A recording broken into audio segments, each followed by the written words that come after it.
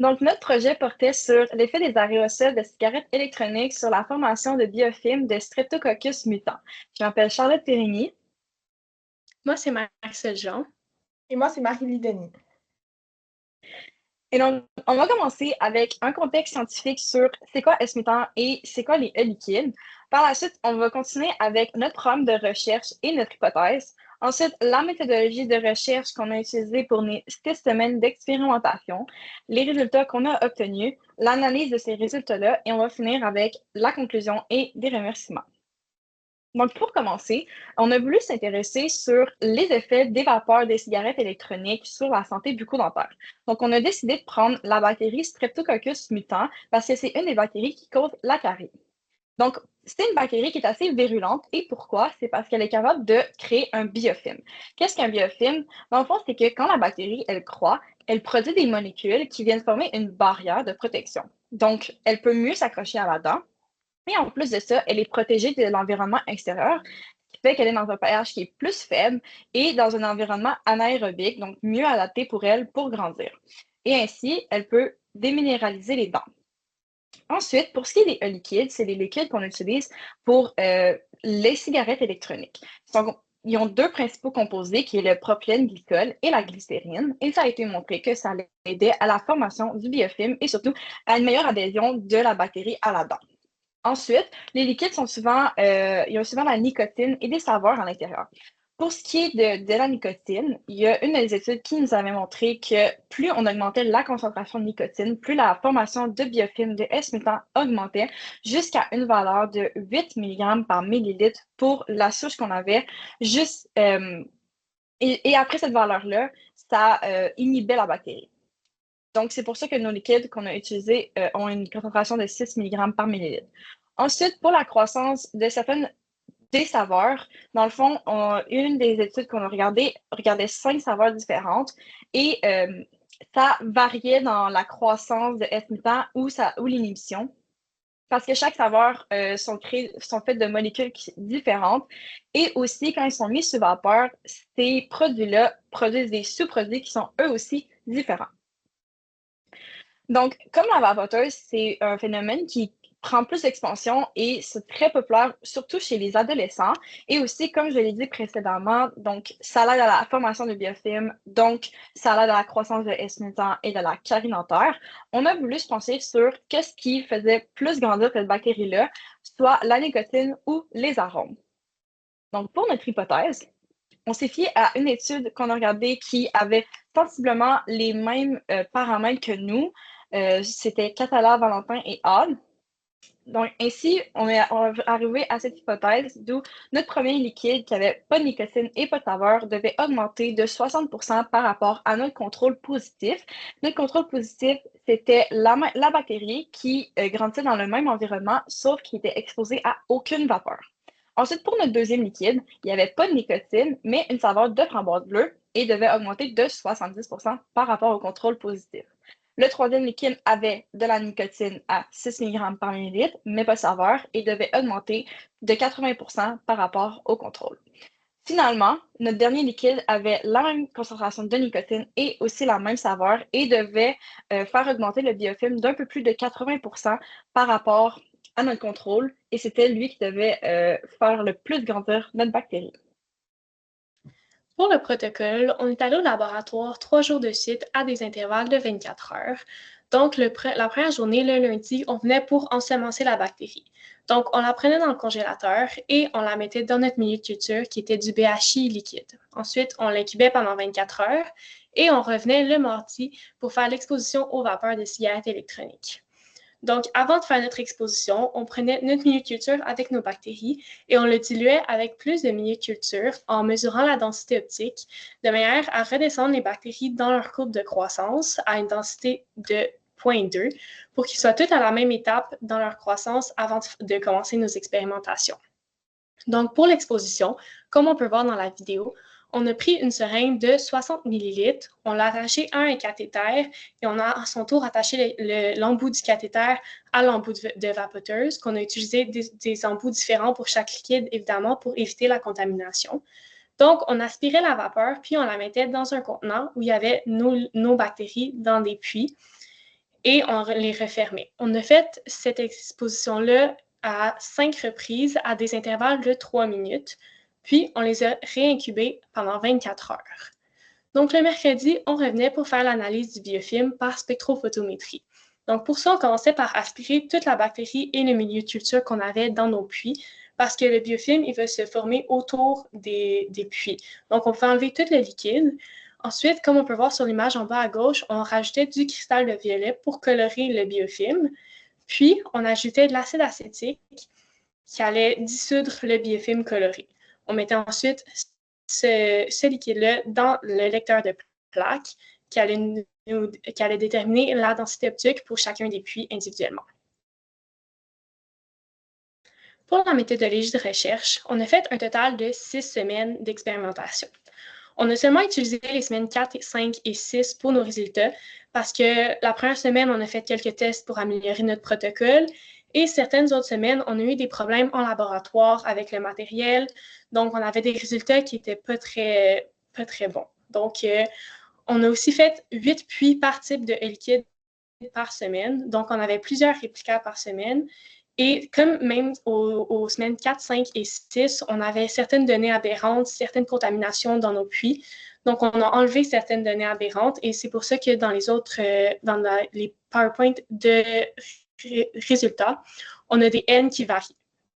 Pour les données recueillies, c'est la densité optique du biofilm. À cette valeur-là, on a soustrait la densité optique du BHI.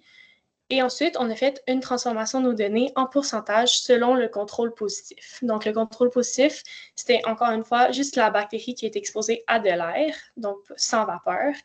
Et ça va être notre 100%. Donc, si on voit qu'un liquide a créé 110% de biofilm, ça veut dire qu'il a créé 10% de plus que notre contrôle positif. Pour la méthode d'analyse scientifique, on a fait le test student, donc pour trouver la valeur de P pour déterminer si nos résultats étaient significatifs ou non. Pour tous nos graphiques de résultats, la barre d'erreur représente les corps types.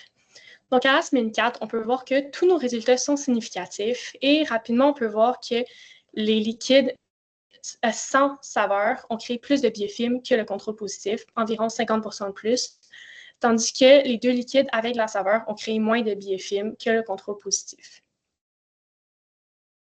Pour la semaine 5, on peut voir que le seul liquide qui a créé plus de biofilm que le contrôle positif, c'est le liquide avec nicotine sans saveur. Cependant, ce résultat-là, il n'est pas significatif, donc on avait un P plus grand que 0,05. Les 3 autres liquides ont des résultats significatifs et ils ont tous créé moins de biofilm que le contrôle positif. Pour notre dernière semaine, donc malheureusement, on n'a aucun résultat qui est significatif. Il y avait toutes des P plus grands que 0,05. Mais si on regarde quand même nos résultats, on peut voir que le seul liquide qui a créé moins de biofilm que le contrôle positif, c'est le liquide sans nicotine et sans saveur. Donc, comme on a pu le voir dans les résultats, il y a beaucoup de résultats qui sont très variables et ça a été difficile de tirer des conclusions de tout ça, mais on a quand même pu remarquer certaines tendances qui revenaient. La tendance la plus significative qu'on a remarquée, c'est l'effet inhibiteur des E liquides avec arôme aux semaines 4 et 5. Ce que ça pourrait dire, c'est que les composantes de la saveur Blue Rose qu'on a utilisées, ils pourraient être toxiques et venir altérer le métabolisme et la viabilité de S-mutants. On a aussi pu remarquer que l'effet stimulant maximal aux semaines 4, 5 et 6 était avec le liquide avec nicotine seule et non avec celui qu'on s'attendait avec nicotine et avec saveur.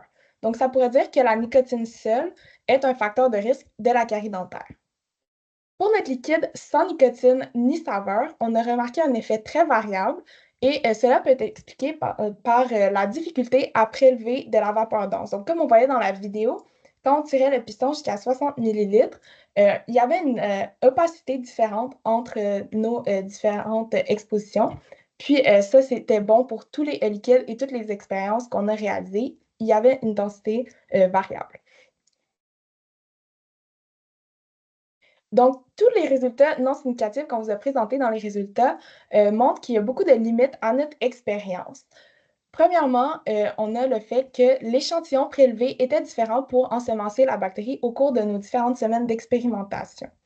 Il y a également le fait que notre densité optique initiale à 600 nanomètres était variable. Donc, entre les différentes semaines, notre densité optique initiale était différente. Donc, parfois, on avait 1,9 de densité initiale, mais des fois, on avait 0,9. Donc, notre bactérie n'était pas nécessairement au même stade de sa croissance. Et puis, au fil des semaines, on pouvait voir que cette densité optique initiale diminuait, ce qui peut expliquer pourquoi, au départ, on avait des résultats qui augmentaient plus et après moins. On a aussi le fait qu'on a réalisé l'expérience sans CO2 supplémentaire et on avait mentionné que notre bactérie, elle avait une croissance optimale dans des conditions anaérobiques. Donc, on n'avait pas nécessairement des conditions optimales pour stimuler sa croissance. Il y a aussi le fait que nos œufs liquides avaient une composition variable, donc parfois les proportions de propylène glycol et de glycérine végétale étaient différentes. Donc ceux avec nos œufs liquides avec saveur avaient des proportions de 70%, 30%, tandis que ceux sans saveur, c'était plus un 50-50. Aussi, pour notre œuf liquide sans nicotine ni saveur, on avait le fait que la nicotine avait été remplacée par des additifs naturels et artificiels. Donc ça peut faire des interactions différentes aussi avec notre bactérie. Puis, notre facteur qui a sûrement affecté le plus nos résultats est le fait qu'on a remarqué au cours de nos semaines 5 et 6 que certains de nos puits avaient une couleur un peu plus opaque et jaunâtre, ce qui faisait augmenter la densité optique qu'on mesurait. Puis, on peut le remarquer ici. Donc, à notre semaine 5, on avait des puits avec certaines substances plus opaques comparées à nos puits qui devaient être normalement transparents. Puis, à la semaine 6, on voit que pas mal tous nos puits étaient d'une couleur assez jaunâtre. Comme on l'a dit, on a exclu certaines données dans nos graphiques, mais par contre, ça ne veut pas dire que les puits alentours, ceux qu'on a gardés, n'étaient pas contaminés également et que leur densité aurait pu ne pas être bonne. Donc, avec tout ça, on peut voir que notre hypothèse a été infirmée, et ça, c'est dû au fait qu'on ne peut pas vraiment tirer de conclusions claires à cause de toutes les causes d'erreur qu'on a eues qui se reflètent dans nos résultats qui ne sont pas toujours significatifs et qui varient aussi à chaque semaine.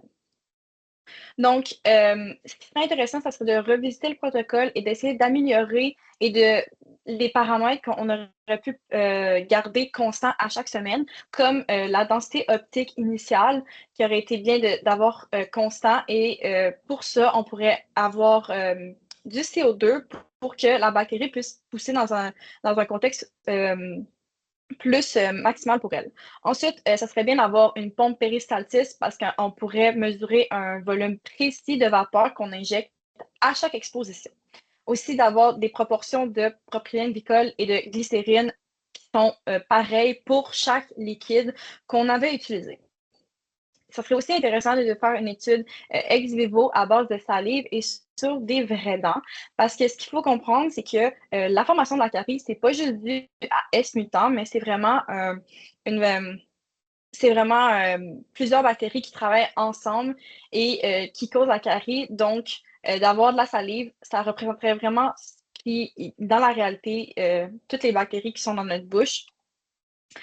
Et finalement, pourquoi on fait cette étude-là? C'est vraiment pour montrer les risques qu'il peut avoir le vapotage sur la santé bucco-dentaire.